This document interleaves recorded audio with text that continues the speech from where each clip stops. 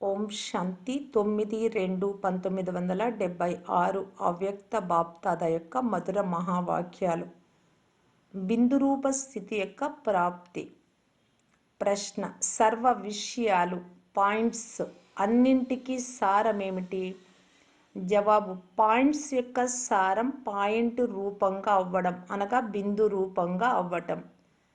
ఇంకొక ప్రశ్న: బిందు రూప స్థితి ద్వారా ఏ డబల్ ప్రాప్తి లభిస్తుంది? జవాబు: బిందు రూప స్థితి అంటే శక్తిశాలి స్థితి. దీనిలో వ్యర్థ సంకల్పాలు నడవవు మరియు బిందువు కూడా పెట్టగలం. అంటే జరిగిపోయిందేదో జరిగిపోయింది అని.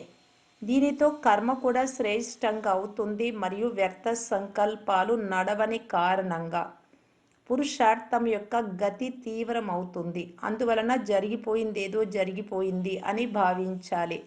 వ్యర్థపు మాటలు మాట్లాడడం, వినటం, చూడడం అన్నీ వెళ్ళిపోతాయి. సాక్షి స్థితిలో ఉండాలి.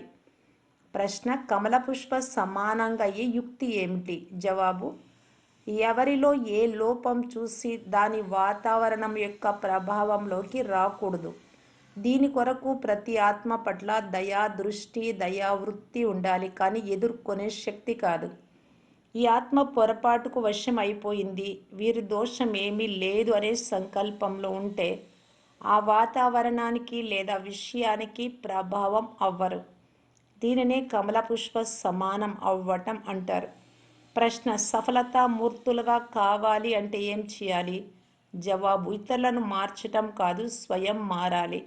మహావీరులుగా అవ్వాలి, కానీ మల్ల యోధులుగా కాదు.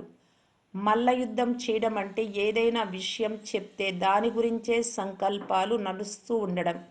ఇదేం చేశారు, ఇలా ఎందుకు అన్నారు, అలా ఎందుకు చేశారు, ఇలా అనుకుంటూ ఉండడం.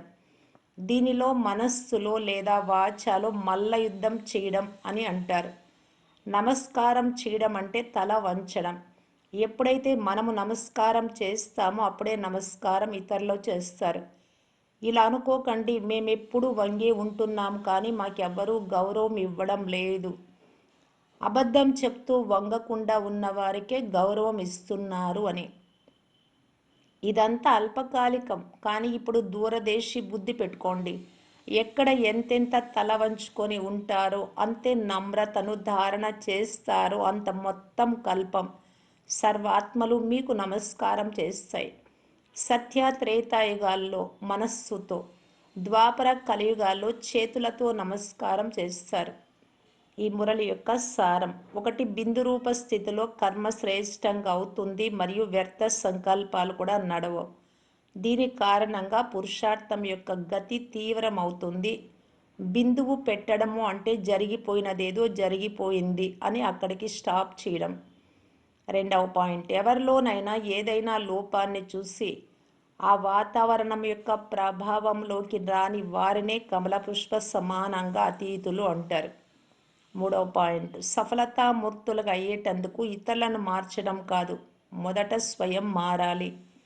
4వ పాయింట్: సదా స్మృతిలో ఉంచుకోండి, ఎంతెంత మనము తల వంచడం అంటే నమ్రతను ధారణ చేస్తే అంత మొత్తం కల్పంలో సర్వాత్మలు నా ముందు నమస్కారం చేస్తాయి అని. అచ్చా. ఓం శాంతి.